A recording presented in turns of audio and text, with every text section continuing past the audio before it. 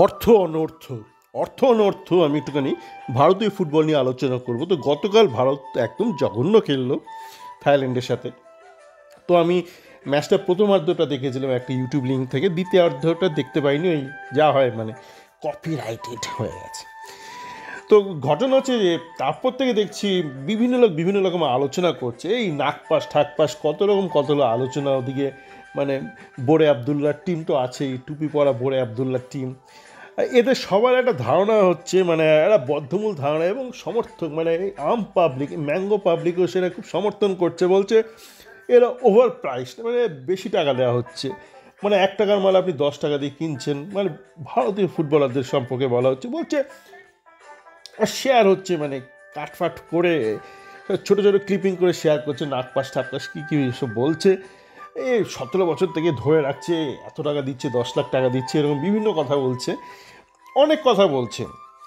আরও অনেক বিষয় নিয়ে প্রথমে এই কথাটা আমরা একটু আলোচনা করিনি না। ধরলাম আপনি একটা একটা 20 লাখ টাকার ছেলেকে আপনি 2 কোটি টাকা দিচ্ছেন, ধরলাম সত্যি সত্যি ধরলাম।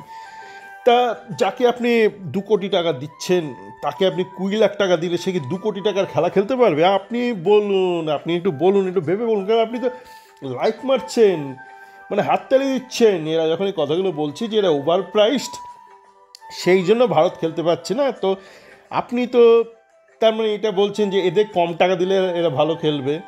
আপনার তো মূল কথাটা কি, ভালো খেলতে হবে তাই তো, নাকি আপনার পকেট থেকে টাকাটা যাচ্ছে? আপনি তো টাকাটা দিচ্ছেন না এদেরকে।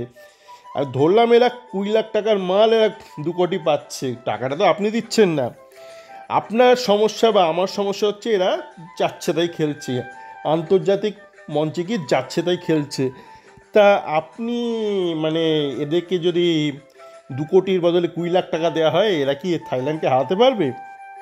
বরঞ্চ এটা ভাবুন না, আমাদের জাতীয় দলে এমন অনেক খেলোয়াড় আছে যারা যেখানে সেখানে পড়ে যায়, পড়লেই পেনাল্টি পেয়ে যায়, বক্সের বাইরে পেনাল্টি পেয়ে যায়, বক্সের মধ্যে ডিফেন্ডার পড়ে গেলে হাতে লাগলে পেনাল্টি পায় কি পায় না নির্ভর করছে সে কোন ফ্র্যাঞ্চাইজিতে খেলে। এবং সেই ফ্র্যাঞ্চাইজিতে খেলে, মানে যেই ফ্র্যাঞ্চাইজিতে খেলে এরা যখন তখন পেনাল্টি পেয়ে যায় বা বিপক্ষ টিমকে লাল কার্ড দেখিয়ে দেয়, তারা অনেকেই আছে জাতীয় দলে। এবার আপনি ভাবুন, আপনি যখন জাতীয় দলের ওই খেলছেন তখন তো এই আশীর্বাদটা নেই আপনার মাথায়। এই যে সুবিধাটা আপনি পেয়ে যাচ্ছেন, যখন তখন আইএসএলে আপনার প্রতিপক্ষ 10 জন হয়ে যাচ্ছে, যখন তখন 10 জন হয়ে যাচ্ছে, আপনি চাইলে হাত বাড়িয়ে আটকে দিচ্ছেন বল, আপনাকে কেউ কিছু বলছে না। আবার আপনার বিপক্ষ পড়ে গিয়ে হাতে লাগলে বল, পেনাল্টি পেয়ে যাচ্ছেন আপনি। আপনি যখন তখন হুমড়ি খেয়ে পড়ে যাচ্ছেন, বক্সের বাইরে পড়ে গেলে আপনি পেনাল্টি পেয়ে যাচ্ছেন। এই যে সুবিধাটা আপনি পাচ্ছেন, এটা তো আন্তর্জাতিক মঞ্চে আপনি পাচ্ছেন না। তো এই ব্যাপারটা একটু ভাবার কি দরকার আছে কি নেই, একটু ভাবুন একটু ভাবার একটুখানি মানে অভ্যাস করুন। ওই যেমন অনিকেত বলে, অনিকেতের যে বাংলা বাজারে বলে, একটু ভাবাটা একটু প্র্যাকটিস করুন। আমিও বলছি একটু ভাবাটা একটু প্র্যাকটিস করুন। আর একটা বিষয় নিয়ে বলছি যে অনেকে বলছে আইএসএল এসে সর্বনাশ করে দিচ্ছে, ভারতীয় ফুটবলের সর্বনাশ করে দিচ্ছে, এমনভাবে এরা বলছে যে না আইএসএল আসার আগে ভারত ওয়ার্ল্ড কাপ খেলতো। আইএসএল মানে আমি কিন্তু অনেকদিন আগে থেকে খেলা দেখছি, মানে যখন কোনো লিগ ফিগে ছিল না, মানে এনএফএল ফেনএফএল কিছুই ছিল না, তখন থেকে কিন্তু আমি খেলাধুলো দেখছি। হ্যাঁ, তো সুতরাং এরকম ভাববেন না মানে আমি নেক্সট জেন, মানে ওই যে বলেছে না ওই কি পনোলি নাকি কি বলেছে, মানে প্রোফাইনিটি, কি সুন্দর শব্দ প্রোফাইনিটিটা, এটা কি মানে কাঁচা খিস্তি। মানে ইস্ট বেঙ্গলের প্রচুর ফ্যান ট্যান আছে দেখবেন, পুরো খালি খিস্তি মারে, মানে যদি তর্কে না পারে খিস্তি মেরে দেয়। ইস্ট বেঙ্গলের প্রচুর এরকম ফ্যান ট্যান আছে যারা আবার খুব ইনফ্লুয়েন্সার, তারা খিস্তি টিস্তি মারে।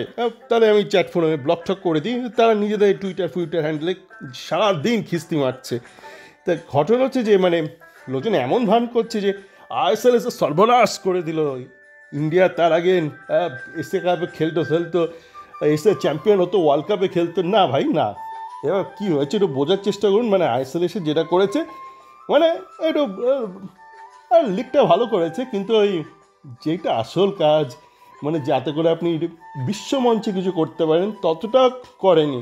কী হয়েছে না, উন্নতি কী হয়েছে, কিন্তু আপনার আশপাশে লোক বেশি উন্নতি করে ফেলেছে। কম্পিটিটিভ এক্সাম চাই না আপনার, আজকাল কেউ কম্পিটিটিভ দেয়, এখন তো সব ডোনেশন দিয়ে ঢুকেই যায়। এত প্রাইভেট কলেজ হয়ে গেছে না চারিদিকে, বুঝতে পারি না কে মেরিট বেসিসে ঢুকেছে আর কি ডোনেশন দিয়ে ঢুকেছে। আমাদের ইস্টবেঙ্গল ক্লাবের মতো, ইস্টবেঙ্গল ক্লাবে দেখছেন তো, মানে এদিক দিয়ে ডোনেশন ওদিক দিয়ে ডোনেশন, এই কেরালা ফেরালা করে ঢুকে যাচ্ছে, আইএসএল টিমে ঢুকে যাচ্ছে, এরকম হচ্ছে ব্যাপার। তো আমাদের আশপাশে ফিরলেও না এখন মেরিট ফেরিটে কোনো বালাই নেই, যে পাচ্ছে বাপের টাকা রাখলে ঢুকে যাচ্ছে, তারপর খিস্তি মারছে, বলছে খিস্তি মারে ইনফ্লুয়েন্স চালাবো।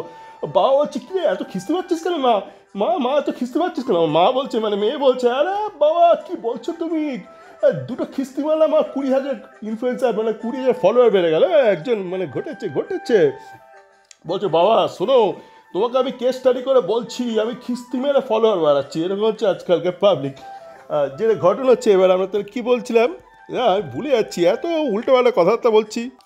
ঘটনা হচ্ছে যে আইসোলেসে উন্নতি হয়েছে, কিছু কিছু উন্নতি হয়েছে, কতটা হয়েছে আমি বলছি না, কিন্তু মুশকিল হচ্ছে আপনার আশপাশের দেশ, আপনার কম্পিটিটররা বেশি উন্নতি করে ফেলেছে। তো আপনি তো কার সঙ্গে খেলছেন? আপনি তো আইএসএল খেলছেন না, আপনি খেলছেন ইন্টারন্যাশনাল ম্যাচ, আপনি এগিয়েছেন 2 টাকা, বাকি 4 টাকা এগিয়ে গেছে। তো এই হচ্ছে মুশকিল, বুঝতে পারছেন? তো ওটা হচ্ছে আসল সমস্যা। আর যেটা ব্যাপার হচ্ছে যে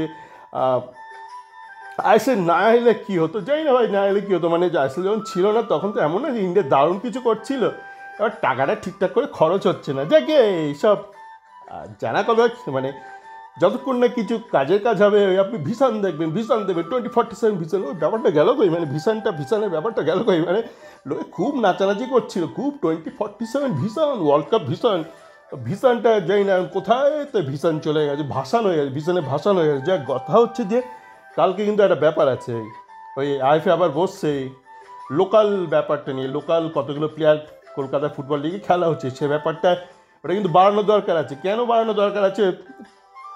সারাদিন অনেকেই বলছে এত ঘাপলা হচ্ছে, ইস্ট বেঙ্গলে ঘাপলা হচ্ছে, যাকে তাকে প্রমোশন করে দিচ্ছে। দেখুন ঘাপলাটা কেন হচ্ছে এটা বোঝার চেষ্টা করুন। দেখুন মানুষ মাত্রই একটু অসৎ প্রাণী, মানুষ মাত্রই অসৎ প্রাণী, মানে মানুষও শুরুতে একটা জঙ্গলি প্রাণী ছিল, তো মানুষকে এটা সভ্য করা হয়েছে, সামাজিক কিছু নিয়ম আনা হয়েছে। এবার নিয়ম না থাকলে কিন্তু মানুষের গাছে উঠে যায়, নিয়ম না থাকলে গাছে উঠে যায়, নিয়ম না থাকলে প্রোফাইলিটিতে চলে যায়, খিস্তি খাস্তা করে।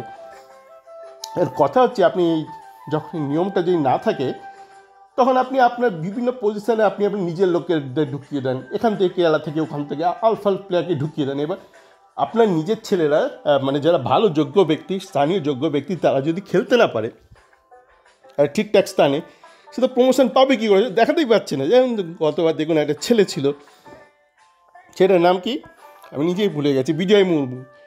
বিজয় মুর্মু উইঙ্গার, কিন্তু ওকে নামাতোই না। কেন না? ওই বিজয় মুর্মু স্লটে নিজের লোককে ঢুকিয়ে দিত, আর যে স্লটে খেলতে পারে, সঞ্জীব ঘোষ যে স্লটে খেলতে পারে তাকে অন্য স্লটে ঢুকিয়ে দেবে। কেন না? আমার নিজের কোটার লোক আছে কেরালা থেকে, তাকে স্লটে না হবে। সেই এই ব্যাপারটা আটকানোর একটাই উপায়। দেখুন মানুষ বদলাবে না, আপনি বদলাবেন না, আমি বদলাবে না, কেউ বদলাবে না। একটা ছেলে খুব ভালো কাজ করছে, তমাল বলে, তমাল শাহ, দেখলাম ইউটিউবে একটা করেছে, বাবা আমাকে খুব জ্ঞান দিয়েছে। কথা হচ্ছে এই বিষয় নিয়ে না কিছুদিন আগেই নেটফ্লিক্স একটা ওয়েব সিরিজ হয়ে গেছে, অ্যাডোলেসেন্স হয়ে গেছে। এবার শুনবে লোকজন, মানে আপনি সিনেমা দেখে শিখছে না, ইউটিউব চ্যানেল থেকে শিখবে না, এরা কেউ শিখবে না। কলেজে ঠিকঠাক নিয়ম লাগবে আপনার দেশে। হ্যাঁ, এই যে যদি এখন লোকালের কোটাটা বাড়িয়ে দেয়, মানে খেলাতেই হবে, তখন আপনি ওই বিভিন্ন স্লটে, ক্রিটিক্যাল স্লটে আপনি এখান থেকে ওখান থেকে ঘাপলা মাল ঢোকাতে পারবেন না। আর যখন ঢোকাতে পারবেন না, তখন আপনি ঘাপলা মালকে প্রমোটও করতে পারবেন না। ও কী করেছে, মানে ঘাপলা মালকে খেলাচ্ছে খেলেই যাচ্ছে, যতক্ষণে গোল করছে, ও যেই গোল করলে প্রমোশন দিয়ে দিচ্ছে আইএসএলে। ওই ব্যাপারটাই আটকানো যাবে। বোঝা গেল? অঙ্কটা বোঝা গেল তো? ভালো থাকবেন।